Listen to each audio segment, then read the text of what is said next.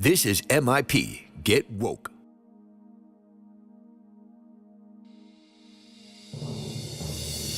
Some say my future not that bright. Some say I'm useless, unholy, and I'm not living right. But at the beginning of the day, look in the mirror and say, I am somebody. Oh. Well, I believe the future's in my hand. And I tell every boy, girl, woman, and man, if I can think it, I can believe it, create it and achieve it. So I am somebody. Oh, I am somebody. Oh, I am. Good morning. Joining us now, founding president of the Rainbow Push Coalition, the Reverend Jesse Jackson, is here with us. And as always, we're happy to have him. Reverend Jackson, good morning to you, sir. Good morning. How are you? Trying to stay woke. Trying to stay woke. I know that's right. Reverend Jackson, what was your reaction to the demonstrations we saw on Saturday? I was impressed because demonstrations were massive. They were multicultural. They stayed on message, and they turned marching into voter registration. It was highly effective and very successful in my judgment. Reverend Jackson, I've compared these young people and the impact they're having at their young age to the Birmingham Children's Crusade because that turned the tide of the civil rights movement. Am I off base? You're not off base, except this is much more massive. Maybe the largest youth demonstration we've ever seen ever. In Birmingham, we didn't have to vote. This time, there are 4 million high school seniors that are eligible to register and vote. 4 million, and many of them will register and vote. And that's the voting outlasts the demonstration.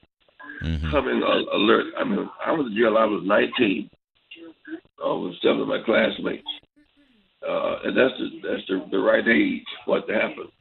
With the day's communications with Twitter and Facebook and the like, its impact was, you already see movement taking place in Washington around blocks and guns, you know? Yeah. You went to jail when you were 19. Tell us about that. Where was that? Was that in North Carolina?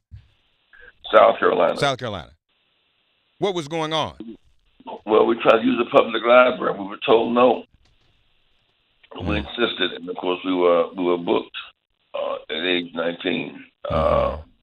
And frankly, I lost my fear of jails at that time, and never stopped fighting. Yes, sir. The power of nonviolence, and also the power of nonviolence. You know, if they had been turning over cars and burning cars, we'd be a very different story today. In fact, they showed the power of nonviolence. Yeah. Nothing nonviolence or non-existence. We've been led to believe that nonviolence makes you weak and violence makes you strong. The opposite. Violence is and here we are as we approach 50 years since Dr. King's martyrdom. These were the same bullets that felled him, didn't they, rather? Reverend, did we lose you? Yeah, we did.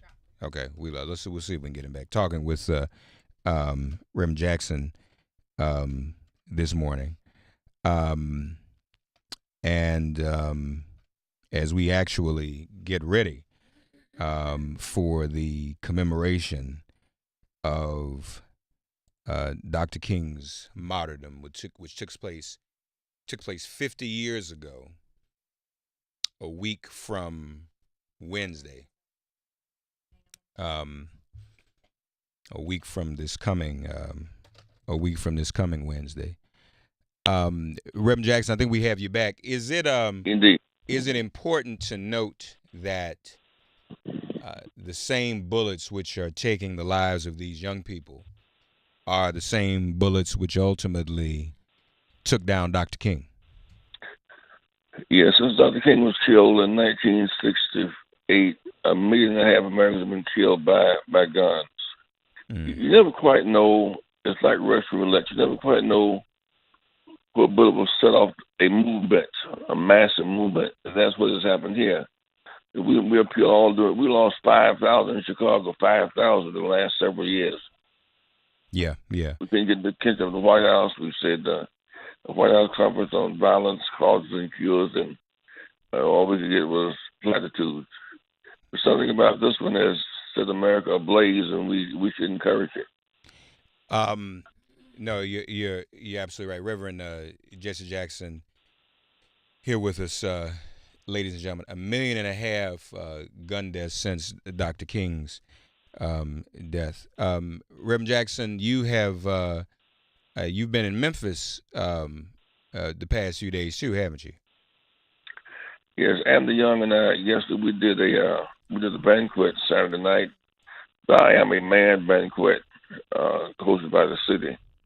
Yesterday we did Alan and I did a joint interview with the CNN on 50 years later. I've never been up on the hill before where the bullet came from. It was an eerie feeling, but it's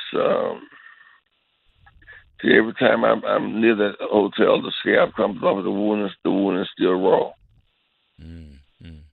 You say you never been out, so you went, because I know that's a part of the museum now. You went across the street to go where the bullet allegedly came from. Yeah, but it's significant.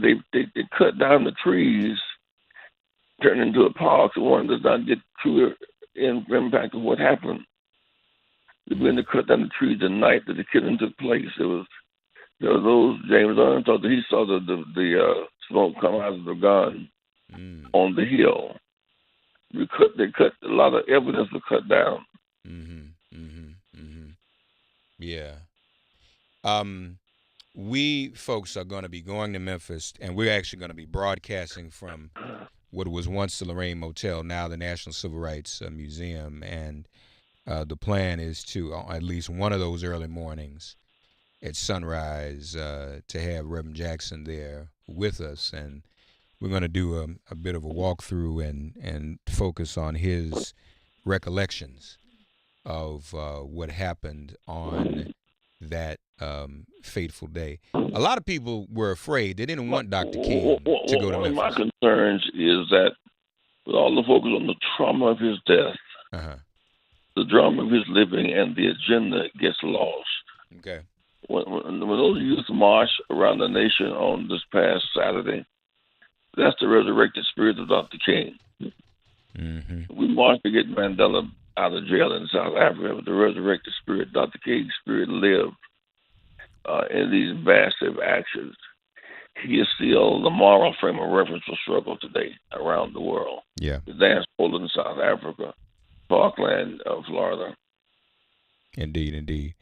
What was it like seeing his granddaughter speak this weekend? As a matter of fact, she spoke to probably a bigger crowd than was at the March on Washington, a bigger crowd than her grandfather. It was a tearjerker, frankly, to see her with such Kingian genes connection.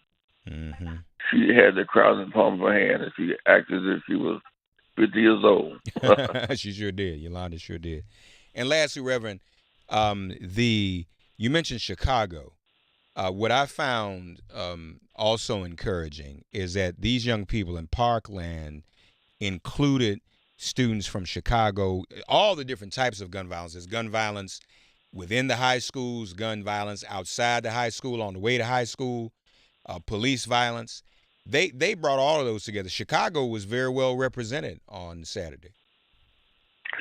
It had to be, but this, as long as cancer could not be contained in one part of the body.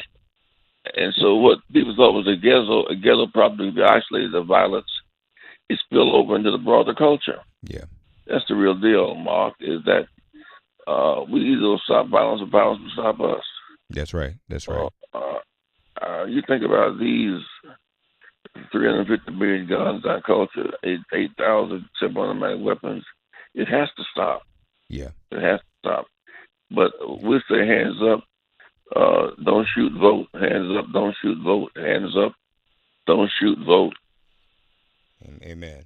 One last thing, is we know Reverend Jackson's political work and what have you, but a lot of times, folks, there's a lot of other things that people do that we don't give him credit for.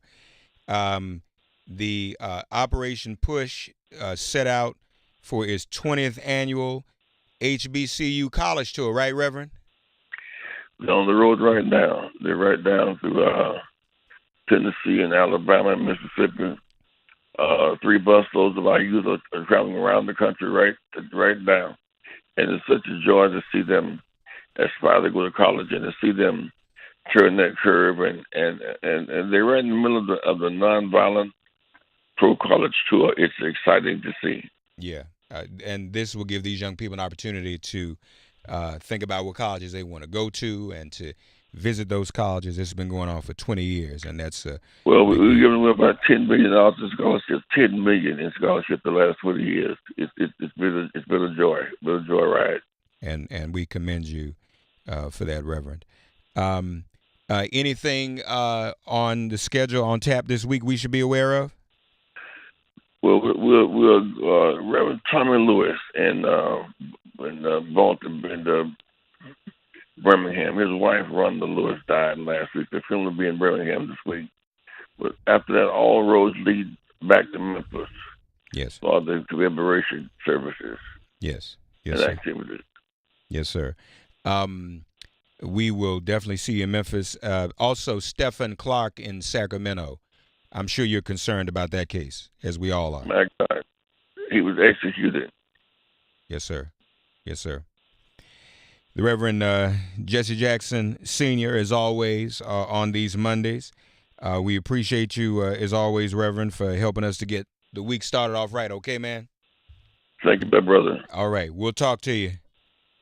All right. Take care. Reverend Jesse Jackson, 866-99-SIRIUS. He'll be joining us in Memphis at the National Civil Rights Museum. And also, there will be a lot of events at the Mason Temple where Dr. King gave the mountaintop speech, and we will also have him there. Thank you to Reverend